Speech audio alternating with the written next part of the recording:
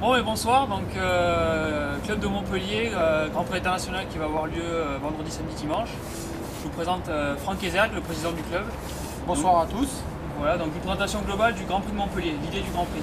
À l'origine de la course, elle a mûri par mes prédécesseurs, Charles Vallat et Olivier Dufour.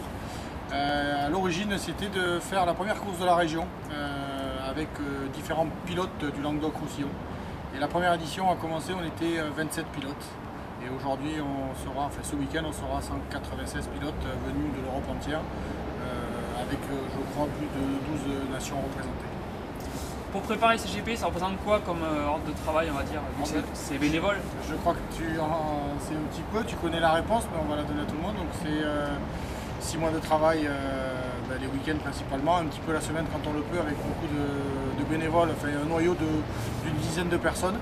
Voilà, c'est 6 mois de travail acharné, que ce soit sur la piste, dans les infrastructures qui ont pas mal évolué cette année, grâce à pas mal de participants et d'adhérents qui ont même mis un petit peu d'argent personnel pour aider le club à financer cette édition qui, je pense, s'annonce de belle manière. Et pour conclure, les nouveautés pour 2011, que ce soit la piste ou dans les stands Au niveau de la piste, c'est paru un petit peu sur internet, donc lors de la journée des essais qui a eu lieu à peu près il y a 3 semaines, une extension sur la gauche du circuit, donc là où il y avait le virage relevé, on a rajouté une partie assez sympathique d'après les pilotes qui ont déjà essayé, avec une extension de virage relevé et une ligne droite qui s'enchaîne un peu plus difficilement mais qui est un peu plus longue du coup.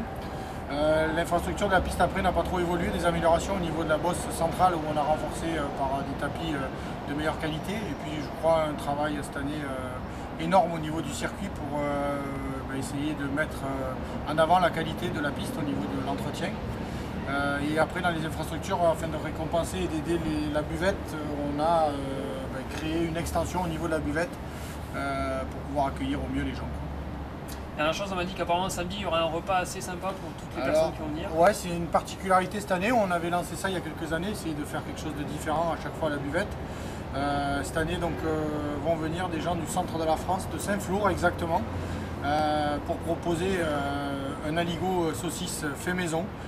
À savoir que les gens arrivent donc samedi matin à la première heure, vont éplucher les pommes de terre complètement naturelles dans la buvette et vont nous proposer aux environs des 12h30, 13h un aligot, je dirais, fait comme ça doit se faire dans la région. Voilà, donc rendez-vous à partir de demain matin dès 8h pour les premiers furieux.